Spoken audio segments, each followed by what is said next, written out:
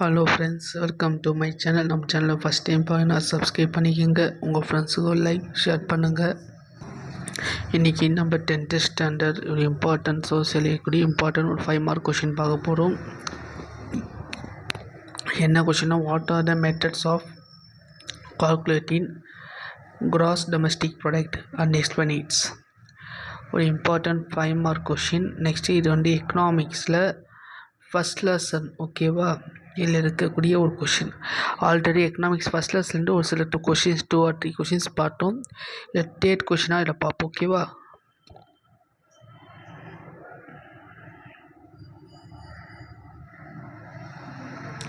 பொதுவாக இந்த ஜிடிபி சொல்லுவாங்க, ஷார்ட்டாக கிராஸ் டொமஸ்டிக் ப்ராடக்டை ஜிடிபி சொல்லுவாங்க. தமிழில் மொத்த உள்நாட்டு உற்பத்தி, டொமஸ்டிக்னா உள்நாடு, அப்போது மொத்த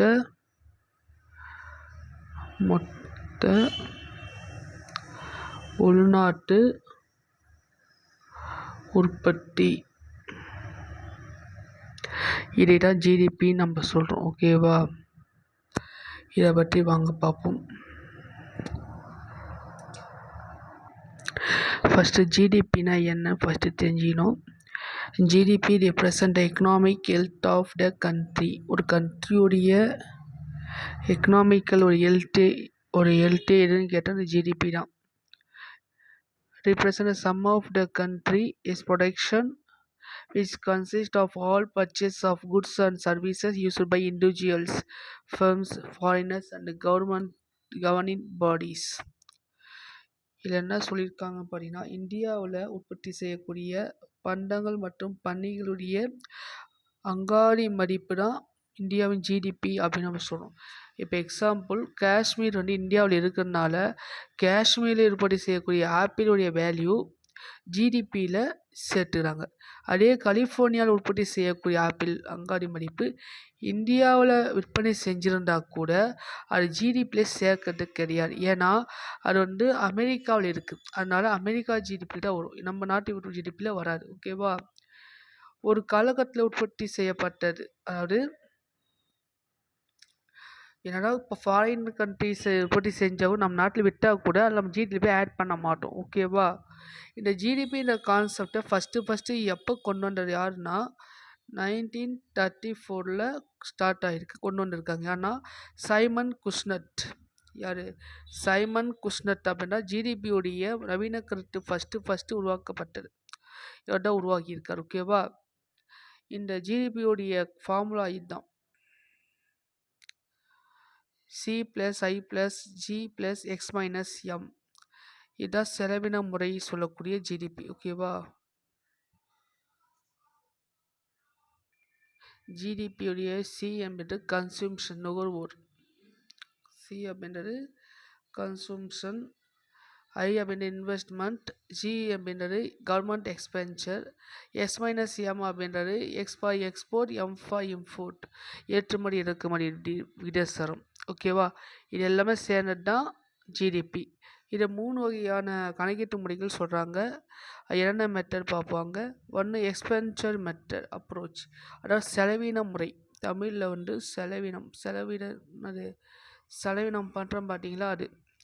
இந்த method the GDP is measured by adding the expenditure on all the final goods and services produced in a country during specified period. ஒரு ஸ்பெசிஃபிக் பீரியடில் ஒரு குறிப்பிட்ட நம்ம நாட்டில் உற்பத்தி செய்கிற எல்லா விதமான இறுதி பணிகளுக்கு மேற்கொள்ளக்கூடிய செலவுகளின் கூட்டுத்தொகை தான் செலவின முறை, எக்ஸ்பென்சர் மெத்தட் சொல்கிறோம். எக்ஸ்பென்சர் செலவில் செய்யக்கூடிய முறை, ஓகேவா? ஓவரால் உற்பத்தி செய்யக்கூடிய செலவு செய்யக்கூடிய முறைகள் தான் எக்ஸ்பென்சர் மெத்தட் அப்படின்னு நம்ம சொல்கிறோம், ஓகேவா? Next income approach. Income approach அப்படின்றது வருமானம், இன்கம்னா வருமானம் தானே. இந்த வருமான முறை அப்படின்றது என்னென்னா, perspective of the earnings of the man and woman who are involved in producing goods and service. Income approach to measuring GDP. Y is wages, rent, interest, profit, இதெல்லாம் ஆட் பண்ணால் வரக்கூடியது. அதாவது ஆண்கள் மற்றும் பெண்கள் வருமானத்தை கணக்கிட்டு அந்த மொத்த உற்பத்தியை நம்மளே சொல்லக்கூடியதாக ஜிடிபி சொல்கிறாங்க. வேஜஸ்னால் கூலி, தினக்கூலி சொல்கிறோம்ல அந்த மாதிரி கூலி முறையும் ரெண்ட்டு வட்டி வீதம் லாபம் இதெல்லாம் சேர்ந்தது தான் வருமான முறை நம்ம சொல்கிறோம். ஓகேவா? நெக்ஸ்ட்டு வேல்யூ ஆடட் அப்ரோச்னா ப்ரொடக்ஷன் மெத்தட் நம்ம சொல்லிடுறோம். மதிப்பு கூட்டு முறை சொல்லுவாங்க. இந்த அப்ரோச் வந்து value added by the each intermediate goods is summed to estimate of the value of the final good. அதாவது ஒரு ஃபைனலான ஒரு இது வந்து இதுதான் சொல்கிறாங்க. The sum of the value added by the all the intermediate goods use the production use the total value of the final good produce in the economy. ஃபைனலாக கொண்டு வர்றது தான் வந்து ஜிடிபி சொல்கிறாங்க. ஐ மீன் மதிப்பு கூட்டு முறை அப்படின்னு நம்ம சொல்கிறாங்க. இப்போ எக்ஸாம்பிளாக ஒரு ஹோட்டலில் டீ உங்களுக்கு கொடுக்குறாங்க. அது ரெடி பண்ணுறதுக்கு டீ தூள், மில்க்கு, சுகர் எல்லாம் இருக்குல்ல, இது எல்லாமே சேர்ந்து தான் டீயாக கொடுக்குறாங்க. ஓகேவா? அந்த ஒரு கோப்பை டீயை ரெடி பண்ணுறதுக்கு ஒவ்வொரு இடைநிலை பண்ணுறதுக்கு இப்போ மதிப்புகளை ஆட் பண்ணால் மட்டும்தான் டீயோடைய ரேட்டு சொல்ல முடியும். அப்போது உற்பத்தியில் பயன்பட்ட எல்லா இடைநிலை இன்டர்மீடியட் குட்ஸும் நம்ம யூஸ் பண்ணுற இது இப்போது பொருளாதாரத்தில் உற்பத்தி செய்ய இறுதி மதிப்பு கூட்டு மதிப்பு தான் இந்த மதிப்பு கூட்டு முறை அப்படின்னு நம்ம சொல்கிறோம். ஓகேவா? Value added approaches. இப்போ எக்ஸாம்பிள் இங்கே விட்டுருக்காங்க பாருங்கள். ஒரு ஃபார்மர் வந்து வீட் அப்படின்ட்டு 5 rupees வந்து விற்கிறாங்க. ஓகேவா? கொடுக்குறாங்கன்னா அதை பேக்கரியில் சேல்ஸ் பண்ணுற ப்ரெட்டாக சேல்ஸ் ஆகிறப்போ எவ்வளோக்கு விற்கிறாங்கன்னா 700 rupees விற்கிறாங்க. அப்போ எவ்வளோ ஆட் பண்ணியிருக்காங்க?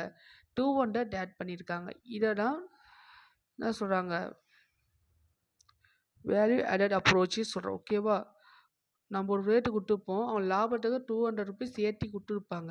அந்த 200 rupees எதுக்கு ஏற்றிருப்பாங்கன்னா அந்த ப்ரெட்டு ரெடி பண்ணுறதுக்கு தேவையான திங்ஸு எல்லாம் ஏற்ற மாதிரி ரெடி பண்ணியிருப்பாங்க. இதை தான் நம்ம ஜிடிபி வேல்யூ ஆடட் அப்ரோச்சு நம்ம சொல்கிறோம். ஓகேவா? நெக்ஸ்ட்டு இதை இப்போ சொல்கிற டீ கடை இதுதான். இன்னொரு எக்ஸாம்பிள் கொடுத்துருக்கேன். உங்களுக்கு ஒரு எக்ஸாம்பிள் நான் சொல்லியிருக்கேன். வெளியில் நெட்லேருந்து சோர்ஸில் நமக்கு இருக்கிற இது எக்ஸாம்பிள் இது. ஓகேவா? இது ரொம்ப முக்கியமான 5 mark கொஷினுங்க. இது நல்லா படிங்க. ஓகேவா?